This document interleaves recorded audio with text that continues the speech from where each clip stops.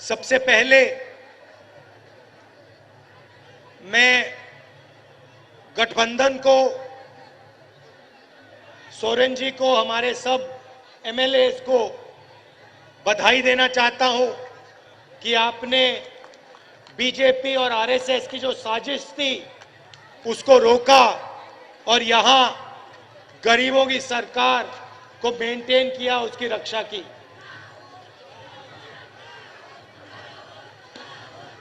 कुछ दिनों से हमारी यात्रा झारखंड में चल रही है।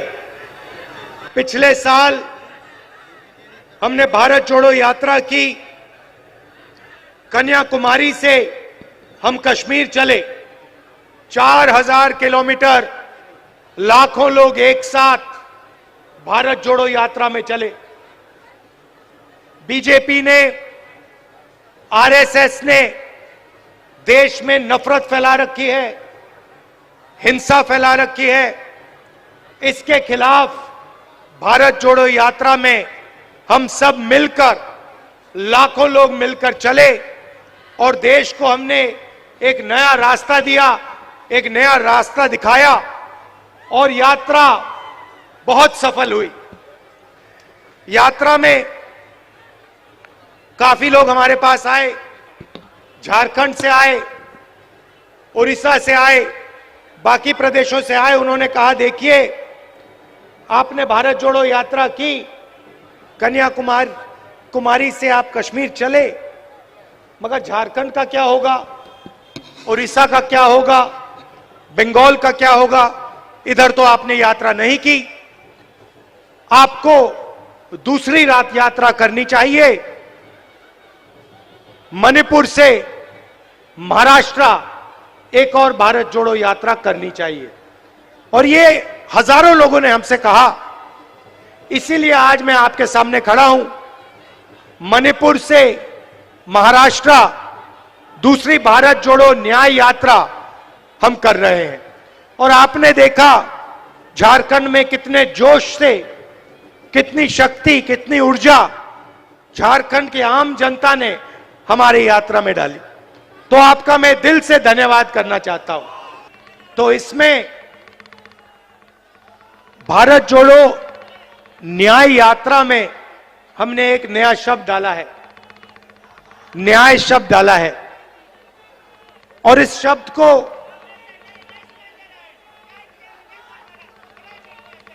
शब्द को देश में आज बहुत अच्छी तरह समझा जा रहा है। ये जो एचईसी के पोस्टर लिए हैं,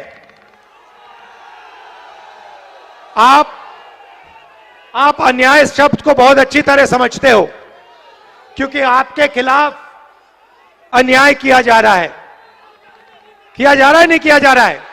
जोर से बोलो, दिल्ली तक सुनाई देना चाहिए।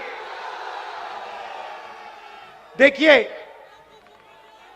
पब्लिक सेक्टर एंटरप्राइज है, इसका आस्ते आस्ते नरेंद्र मोदी जी और उनकी सरकार इसका आस्ते आस्ते आस्ते आस्ते गला घोट रहे हैं।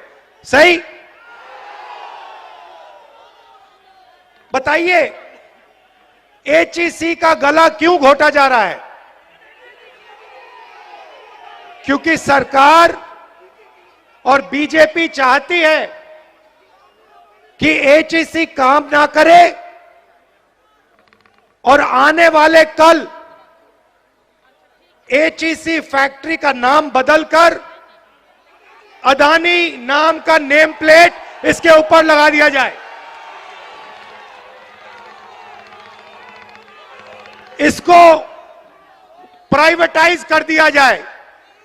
और भाई और बहनों, आज एचईसी के लोग आए हैं, मगर जहां भी मैं जाता हूं वहां पे ऐसे किसी ना किसी पब्लिक सेक्टर यूनिट के लोग बैनर लिए, पोस्टर लिए, झंडा लिए खड़े दिखते हैं। बीएचईएल, एचएएल, एचईसी, क्योंकि मोदी सरकार सारे के सारे पब्लिक सेक्टर यूनिट्स को आस्ते आस्ते आस्ते मारकर एक ही नेम प्लेट लगाना चाहती है भाइयों बहनों। बीएचईएल नहीं, एचएल नहीं, एचईसी नहीं, इंडियन ऑयल नहीं, अदानी।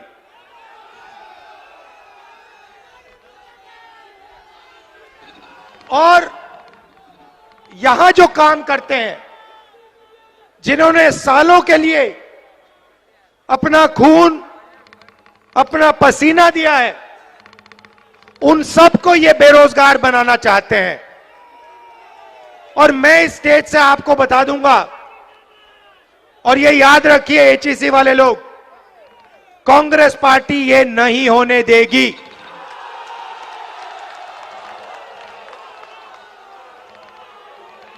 बीजेपी के लोगों से मैं कहता हूं, कर लो जो करना है। अदानी का नाम एचईसी पे नहीं लगेगा, हम नहीं लगने देंगे। ये देश की पूंजी है, ये किसी उद्योगपति की पूंजी नहीं है। ये फ्री गिफ्ट अदानी को नहीं मिलेगा, ये हम आपको आश्वासन दे रहे हैं। और हमारी सरकार आएगी तो जो आपको सपोर्ट की जरूरत होगी वो आपको सपोर्ट मिलेगी और आपको कंपेटिटिव बनाया जाएगा। भाइयों और बहनों, पूरे देश में प्राइवेटाइजेशन किया जा रहा है। मैं आपसे पूछना चाहता हूं, इस देश में ओबीसी वर्ग की, आदिवासी वर्ग की, दलित वर्ग की कितनी आबादी है?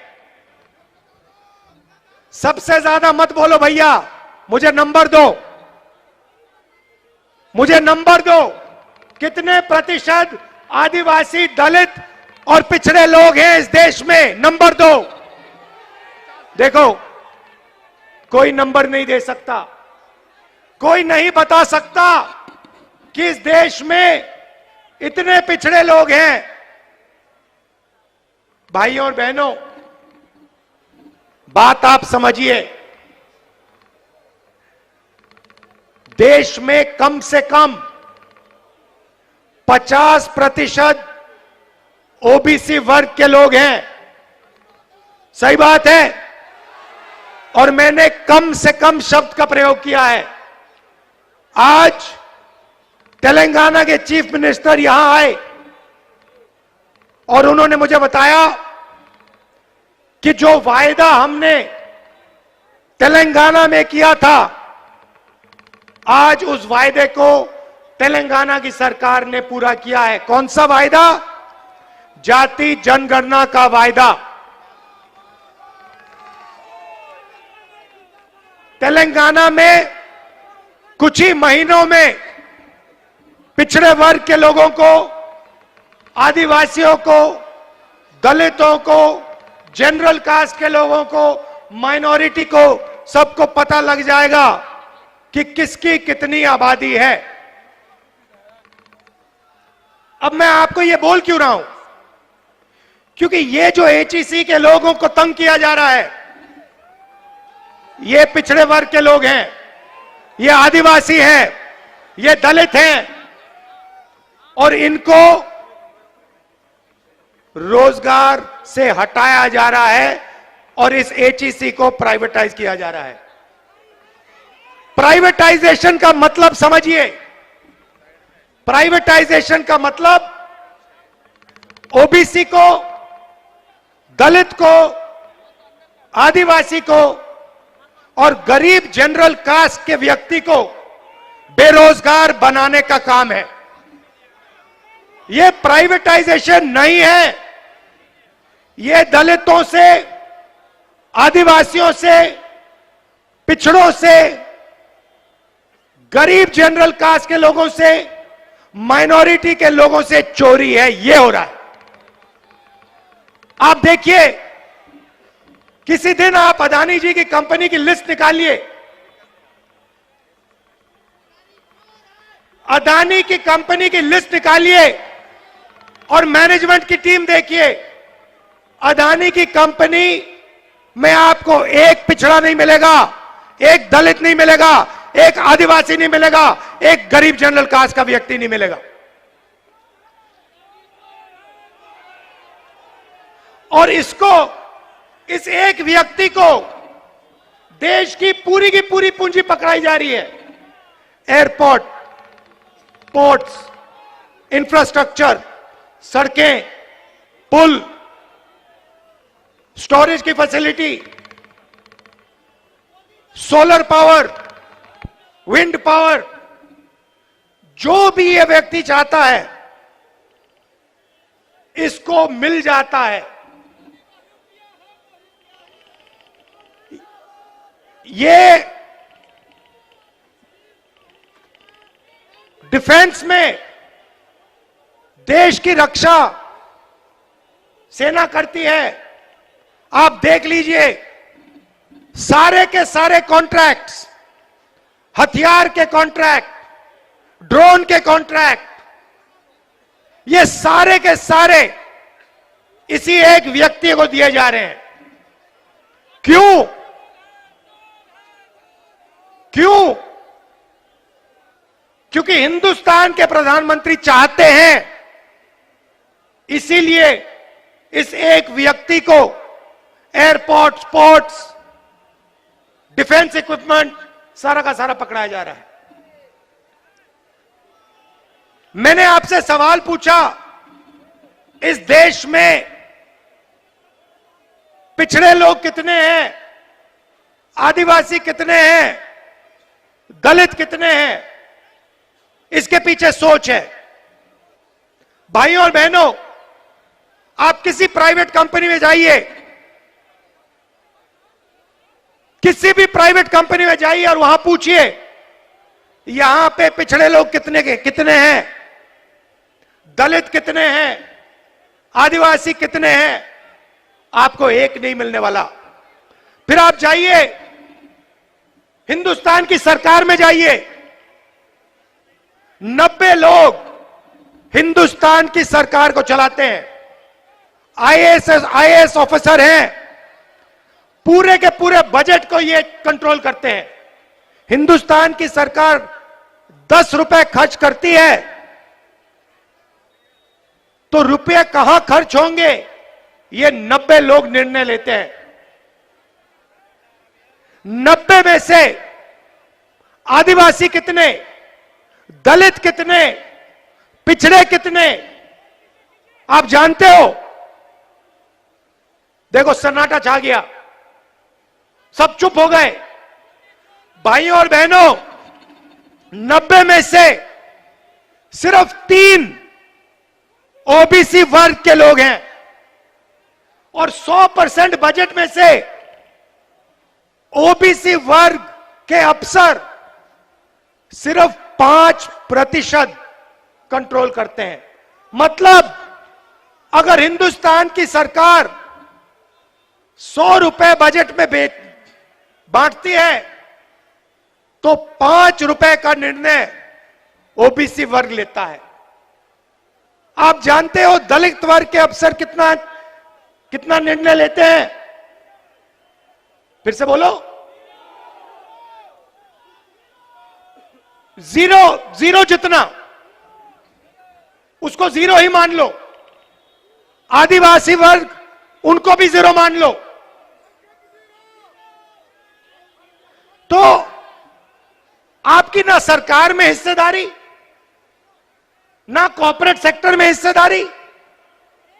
आप जाइए, लिस्ट निकालिए, प्राइवेट अस्पतालों की लिस्ट निकालिए, उसमें देखिए, उसमें आपको दलित नहीं मिलेगा, मैनेजमेंट में एक ओबीसी नहीं मिलेगा, एक मालिक नहीं मिलेगा, एक आदिवासी, एक दलित, कोई नहीं मिलने वाला उसमें। फिर आप प्राइवेट यूनिवर्सिटीज की लिस्ट निकालिए, कॉलेजेस की लिस्ट निकालिए, उसमें आपको एक पिछड़ा नहीं मिलेगा, एक मालिक आपको पिछड़ा नहीं मिलेगा, एक मालिक दलित नहीं मिलेगा, एक मालिक आदिवासी नहीं मिलेगा। फिर आप जाइए और कहिए ठीक है कॉर्पोरेट सेक्टर में नहीं मिला, सरकार में नहीं मिला, अस्पतालों में नहीं मिला, यूनिवर्सिटी कॉलेज में नहीं मिला। और फिर आप लिस्ट निकालिए जो कॉन्ट्रैक्ट से काम करते हैं, कॉन्ट्रैक्ट लेबर की लिस्ट निकालिए और उस लिस्ट में आपको सिर्फ ओबीसी, दलित और आदिवासी मिलेगा और कोई नहीं मिलने वाला। तो पिछड़ों को, दलितों को, आदिवासियों को, सही बात बोली, उनको कॉन्ट्रैक्ट लेबर, उनको मजदूरी, बॉन्डेड लेबर बनाया जा रहा है। और बड़ी बड़ी कंपनियों में, अस्पतालों में, कोर्ट्स में, स्कूल कॉलेजेस में इनकी कोई हिस्सेदारी नहीं है। तो सबसे पहले यह पता लगाना है कि इस देश में दलित, आदिवासी और पिछड़े हैं कितने। 50% कम से कम पिछड़े वर्ग के लोग हैं, 8% आदिवासी हैं, 15-16% दलित हैं, और इनकी हिस्सेदारी है ही नहीं, कहीं भी नहीं है, कहीं भी नहीं है। किसी भी मजदूर के पास चले जाओ। आज मैं अभी सड़क पे था, साइकिल पर 200 किलो कोयला लिए, धकेल कर साइकिल पर 200 किलो कोयला लिए, धकेल कर भूखे आदिवासी 50 किलोमीटर चल रहे थे। मैंने अपनी आंखों से देखा। वहां पे आपको आदिवासी मिल जाएगा, वहां पे आपको दलित मिल जाएगा, वहां पे आपको पिछड़ा मिल जाएगा, मगर किसी बड़ी कंपनी में नहीं मिलने वाला, किसी अस्पताल के मैनेजमेंट के ऑफिस में नहीं मिलने वाला। यही हिंदुस्तान के सामने सबसे बड़ा सवाल है, इससे बड़ा सवाल है ही नहीं। और इसीलिए हमारा पहला कदम पूरे देश में जाति जनगणना को करवाने का होगा। और हम पता लगाएंगे इस देश में दलित कितने, आदिवासी कितने, पिछड़े कितने। और एक और बात समझिए, रिजर्वेशन की बात कर रहा हूं। आजकल 50% से ज्यादा रिजर्वेशन नहीं मिल सकती। ये जो 50% का लिमिट है, इसको कांग्रेस पार्टी की सरकार, इंडिया की सरकार उठा के फेंक देगी। और हम जो दलित हैं, आदिवासी भाई हैं, उनके रिजर्वेशन में कोई कमी नहीं आएगी, मैं आपको गारंटी देके कह रहा हूं। और जो पिछड़ों का हक बनता है वो उनको मिलेगा। तो ये देश का सबसे बड़ा मुद्दा है, इससे बड़ा मुद्दा है ही नहीं। सामाजिक अन्याय और इसी से जुड़ा हुआ आर्थिक अन्याय। आप मुझे बताइए, जीएसटी से छोटे व्यापारियों को, मजदूरों को, स्मॉल और मीडियम बिजनेस वालों को फायदा हुआ? मुझे हाथ उठा के दिखा दो इस यहां पे एक व्यक्ति जिसको जीएसटी से फायदा हुआ हो, मुझे दिखा दो। कौन है ये? अंबानी को फायदा हुआ, अदानी को फायदा हुआ, देश के अमीर लोगों को फायदा हुआ। ये एचएसई में जो काम करते हैं इनका जबरदस्त नुकसान हुआ। जीएसटी कौन देता है? जीएसटी अमीर लोग नहीं देते। जीएसटी वो मजदूर देता है जो 200 किलो को धकेल रहा था। वो उतनी ही जीएसटी देता है जितनी अदानी देता है, अंबानी देता है। वो शर्ट खरीदता है, उतनी ही जीएसटी लगती है जितनी अदानी जी की शर्ट को लगती है। तो पैसा कहां से जा रहा है? बजट का पैसा कहां से जा रहा है? दलितों से, आदिवासियों से, पिछड़ों से, गरीब जनरल कास्ट के लोगों से। माइनॉरिटी से, और जा कहां रहा है? अरबपतियों के जेब में, अदानी की जेब में, इन लोगों की जेब में। इसीलिए देश में भयंकर बेरोजगारी फैल गई है। इन्होंने क्या किया? सारे छोटे व्यापारियों को खत्म कर दिया। जो छोटा बिजनेस करते थे, जो स्मॉल और मीडियम बिजनेस करते थे, उनको सबको मार दिया। दो हथियार का प्रयोग किया इन्होंने।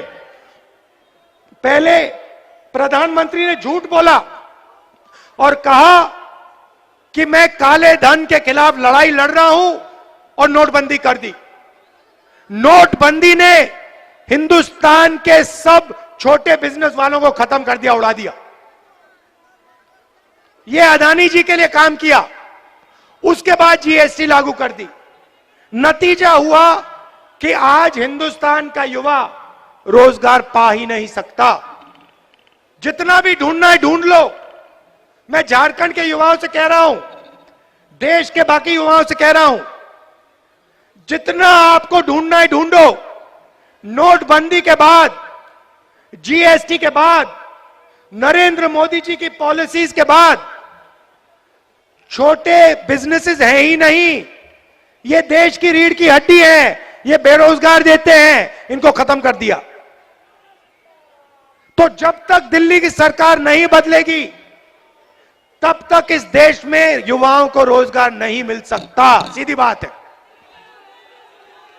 और मैंने, अब मजे की बात देखिए, पहले नरेंद्र मोदी कहते थे, हर भाषण में कहते थे, मैं ओबीसी हूं। याद है आपको?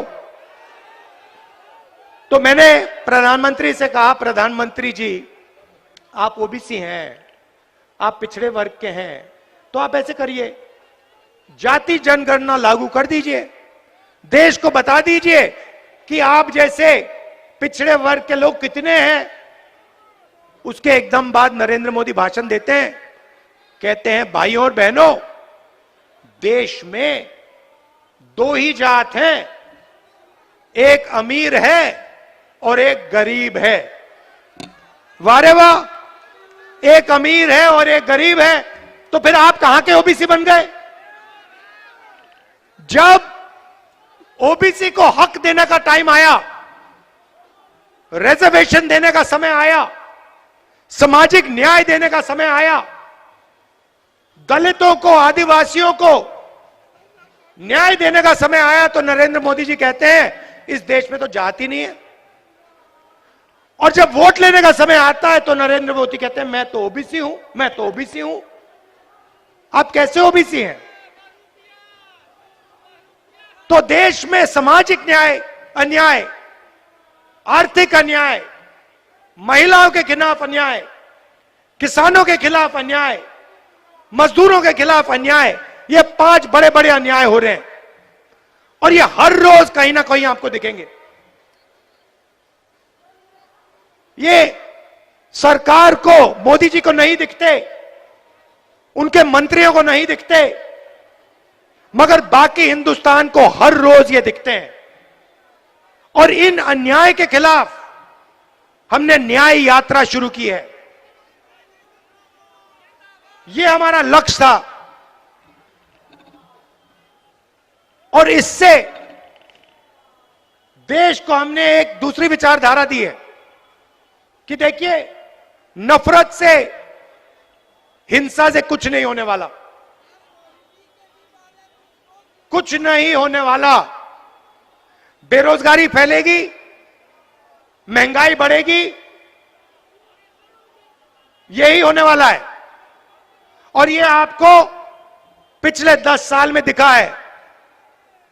जितनी नफरत बढ़ती है, जितनी हिंसा बढ़ती है, उतनी बेरोजगारी बढ़ती है, उतनी महंगाई बढ़ती है, उतना पैसा अदानी जी का बनता है। तो ये हो क्या रहा है? ये आपको लड़ाते हैं, एक दूसरे से लड़ाते हैं और आपसे कहते हैं देखो, एक धर्म दूसरे धर्म से लड़ो, एक जात दूसरी जात से लड़ो, एक भाषा दूसरी भाषा से लड़ो। समाज में हिंसा फैलाते हैं और फिर आपकी जेब में से आपका पैसा उठा के अदानी जी की जेब में कर देते हैं। यही हो रहा है। और आखिरी बात आपसे कहना चाहता हूं, यहां पे आपकी सरकार को यह क्यों हटाए? क्योंकि ये इस बात को एक्सेप्ट नहीं कर सकते हैं कि झारखंड में आदिवासी चीफ मिनिस्टर है। ये इस बात को एक्सेप्ट ही नहीं कर सकते। इसीलिए इन्होंने हमारी सरकार को हटाने की कोशिश की। और कांग्रेस पार्टी, जेएमएम सब मिलकर बिल्कुल इनके सामने एक लाइन में खड़े हो गए। और क्या हुआ? सरकार बच गई। ये हर प्रदेश में करते हैं। जहां भी उनको चांस मिले, ये या सीबीआई का प्रयोग करके, ईडी का प्रयोग करके, इनकम टैक्स का प्रयोग करके, या पैसा देकर ये यही काम करते हैं। लोकतंत्र पे ये आक्रमण कर रहे हैं, संविधान पे ये आक्रमण कर रहे हैं, क्योंकि ये जनता की जो आवाज है इसको दबाना चाहते हैं। और कांग्रेस पार्टी, हमारा गठबंधन, इंडिया गठबंधन, लोकतंत्र की जो आवाज है उसको कभी नहीं दबने देगा। तो आप सब यहां आए, आपने इतनी हमारी मदद की, सड़कों पे लाखों लोग निकले। मोदी मीडिया, देखिए मोदी मीडिया, मैंने पहले कहा प्रेस के हमारे मित्रों, मगर ये हमारे मित्र नहीं है, ये हमारे मित्र नहीं है। ये रिपोर्टर है, ये हो सकते हैं बेचारे, मगर इनके जो मालिक हैं वो हमारे मित्र नहीं है, उनके मित्र दूसरे हैं। तो आप सबसे मैं धन्यवाद करना चाहता हूं कि आप लोकतंत्र के लिए लड़ रहे हो, आप संविधान के लिए लड़ रहे हो, और आप इस देश की रक्षा कर रहे हो, देश की रक्षा कर रहे हो। आखिरी बात, नहीं बोलो, जोर से बोलो, नहीं, एक सेकंड, जोर से बोलो। ये देखो, सरना कोड देना होगा, और ये काम हम आपके लिए करवा के डिलीवर कर देंगे। घबराइए मत, डरिए मत। धन्यवाद, जय हिंद।